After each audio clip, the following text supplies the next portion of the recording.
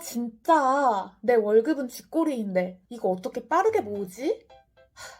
돈 빠르게 모을 수 있는 방법 없나? 내가 원하는 종잣돈 목표는 저기 있는데 이걸 언제 다 모으지? 돈을 빠르게 모으시고 싶은 분들 참 많으실 거라 생각이 드는데요. 2030 사람들을 인터뷰했고 주변에 수많은 사람들에게 어떻게 하면 돈을 빨리 모을 수 있는지 전수조사했습니다. 이를 통해 가장 빨리 돈을 모으는 방법 3가지를 분석해냈습니다. 저도 이 방법을 통해 1년에 3천만 원 이상 모으는 성과를 달성했습니다. 오늘 이 방법을 최초로 공개하고자 합니다. 첫째, 책을 읽는다. 이게 무슨 소리지? 라고 생각이 드실 텐데요. 에이브레햄 링컨은 이렇게 말했습니다. 나무를 베는데 6시간을 준다면 4시간은 도끼를 가는 데 쓸 것이다. 무딘 도끼로 나무 밑동을 찍는 건 제대로 인생을 살아가는 방법이 아니다. 돈을 모으는 건 역시 마찬가지입니다. 내가 평소 돈에 대해 1도 관심 없고 그냥 모으고자는 생각도 없었던 사람이 그래, 나 오늘부터 돈 모으기 시작해야지 했다고 해서 그냥 돈이 모아지는 게 아닙니다. 돈에 대한 마인드와 생각, 그리고 생활 습관부터 싹 개조해야 합니다. 그래서 저는 돈을 모으기 위해 가장 중요한 것이 책을 읽는 것이라고 생각합니다. 책을 읽고 자본주의에 대해 알아야 합니다. 저는 돈에 관심이 없는 사회초년생이 EBS 자본주의, 이 책을 반드시 읽으셨으면 좋겠습니다. 책이 읽기 어려우시다면 영상으로 나온 것이 있으니 그것을 보는 것도 좋을 듯 합니다. 더보기에 링크 걸어 놓았으니 궁금하신 분들은 확인해 보시고요. 이렇게 재테크에 관련된 책과 영상을 보고 일단 내 마인드를 바꾸는 것이 중요하다고 생각합니다. 마인드가 바뀌어야 흔들리지 않을 수 있습니다. 돈을 모으다 보면 나태해지는 순간들이 오는데 저는 이때 부일남님의 3년 전 영상을 많이 보았습니다. 둘째, 내 성향을 파악하는 것입니다. 내가 한 달에 고정비는 얼마나 드는지, 내가 생활비를 얼마를 사용해야지 살 수 있는지, 나를 알고 적을 알면 백전불패라고 하지 않았습니까? 일단 내 성향을 먼저 파악하는 게 필수입니다. 핸드폰비, 보험비, 월세, 대출이 있다면 대출 이자까지 다 포함해서 내가 한 달에 얼마를 쓰는지 파악해야 합니다. 그 이후 나와 맞는 방법을 찾아냅니다. 제가 여러 방식으로 돈을 모은 사람을 전수조사했는데요.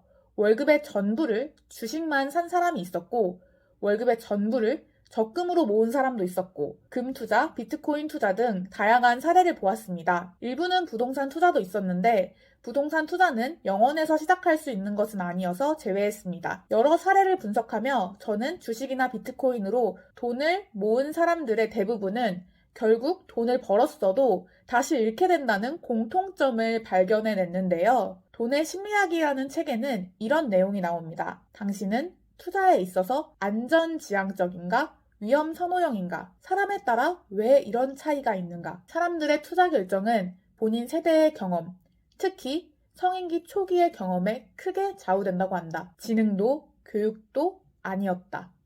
순전히 언제, 어디서 태어났느냐 하는 우연에 좌우될 뿐이다. 이처럼 적금으로 종잣돈을 모아가는 게 맞다. 주식이나 비트코인으로 모아가는 게 맞다라는 식으로 사람들이 서로 상이한 의견을 내는 것을 볼 수 있는데요. 특히 20대의 젊은 유튜버들이 코로나 때 주가가 많이 빠졌을 때 들어가서 수익을 아직까지 보고 있고 그런 자신들의 경험에 비추어 주식으로 돈을 모아라 라고 많이 말을 하지만 3040인 사람들은 주식에서 된통당한 경험이 있기 때문에 일단 종잣돈을 만들 때까지는 적금을 하라고 강조하지요. 5천만 원을 모을 때까지는 적금으로 모으라고 얘기하는 사람도 많고요. 이렇듯 개인의 경험에 따라 그리고 살아온 시대에 따라 사람들이 해주는 조언이 다르니 이때 중요한 것은 개인의 성향을 파악하는 것입니다. 성향을 파악하고 어떤 방식으로 돈을 모을지가 정해졌다면 고정비를 제외한 나머지 금액은 다 저축하거나 투자를 하시면 됩니다. 이때 중요한 것은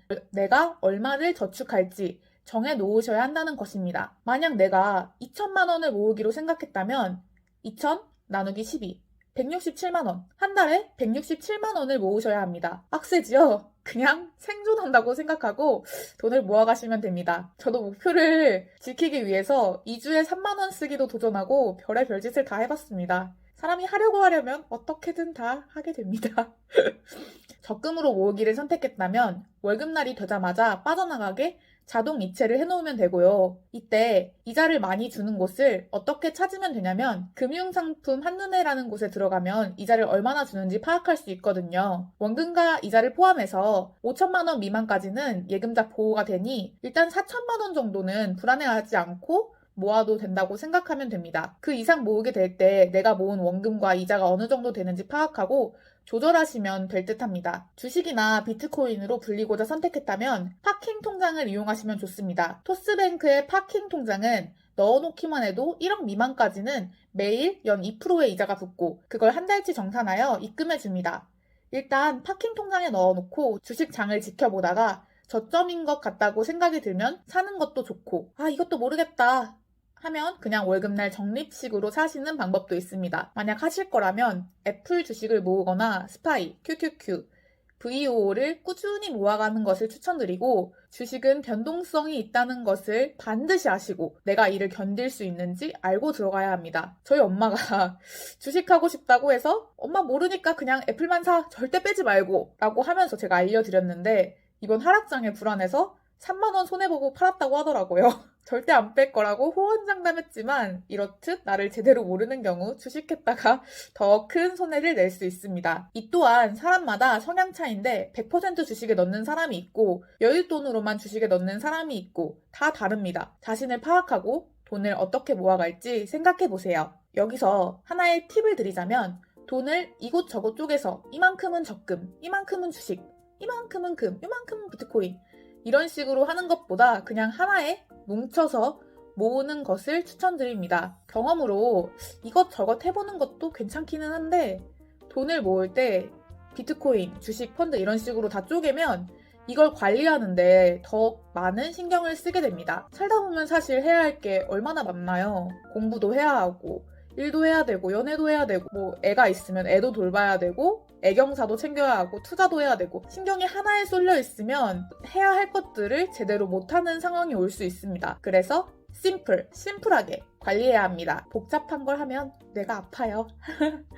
셋째,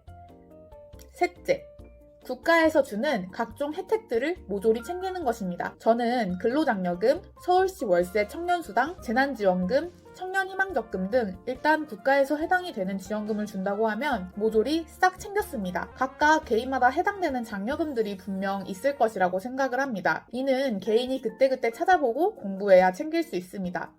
이런 정보를 알고 싶다면 각종 재테크 유튜버들을 구독하는 것도 좋고요. 아니면 재테크 관련 카카오톡, 오픈 채팅방에 들어가서 정보를 받는 방법도 있습니다. 카페도 있고요. 서로 공유하고 이야기하다 보면 저절로 관심을 가지게 될 테니까요. 들어가셔서 정보를 받으시는 것을 추천드립니다. 작년에 저도 135만 원을 근로장려금으로 받았거든요. 취업한 지 얼마 안 되신 분들은 소득이 적게 잡히셔서 해당되시는 분들이 많을 거예요. 3월 15일까지가 하반기 근로장려금 신청 기한이니 해당되시는 분들은 검색하셔서 꼭꼭 받아보시길 추천드립니다. 지금까지 종잣돈을 가장 빠르게 모을 수 있는 방법 3가지를 소개를 해드렸는데요. 이렇게 돈을 모으면서 저는 여러분이 자본주의에 대한 공부, 특히 빚에 대한 공부를 꼭 하셨으면 좋겠습니다. 그리고 돈 모으는 방법을 알려드리긴 했지만 1억 모으기를 목표로 하지 않으셨으면 좋겠습니다. 1억 모으기를 목표로 투자하지 않고 그때까지 돈을 모으기만 한다면 부자 되는데 시간이 너무 오래 걸립니다. 꼭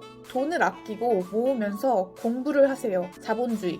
그리고 빚에 대한 공부를요. 단순히 내 눈앞에 있는 것만 보는 것이 아니라 보이지 않는 진실에 대해서 내가 몰랐던 자본주의, 현실에 대해서 꼭 공부하는 시간을 가지기를 당부드립니다. 지금까지 새벽의 뜬별이었고요. 영상이 도움이 되신 분들은 조댓구알, 좋아요, 댓글, 구독, 알림 설정, 띠링띠링 감사합니다.